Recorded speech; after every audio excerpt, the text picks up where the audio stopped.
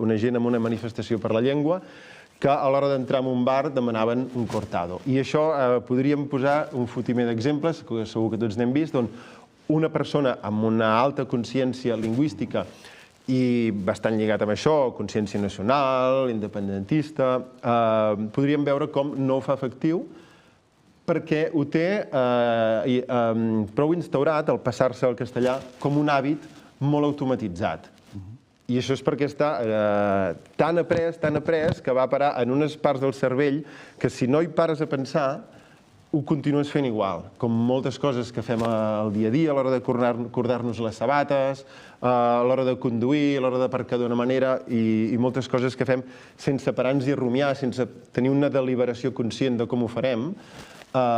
tirem milles. I això és el que veiem que també passa amb la llengua. Per tant, ens interessa molt transmetre aquesta idea que has observat, que no n'hi ha prou amb campanyes de conscienciació i de sensibilització que poden ser molt útils i molt necessàries, i tant que sí, no estem dient pas que no, però no són la garantia de fer aquest canvi d'hàbits que ja no està necessàriament en la qüestió de les idees i el que penso, sinó en arribar a transformar la conducta portant-la a la pràctica.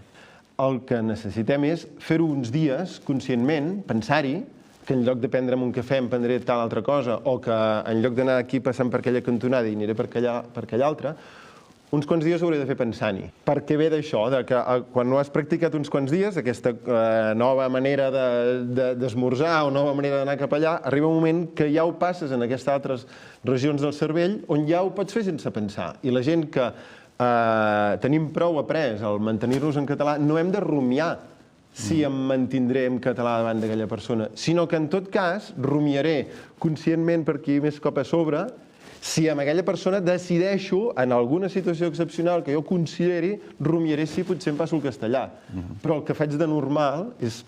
continuar parlant en català com ni em passa pel cap afanyar-me a posar-me una samarreta igual que la teva.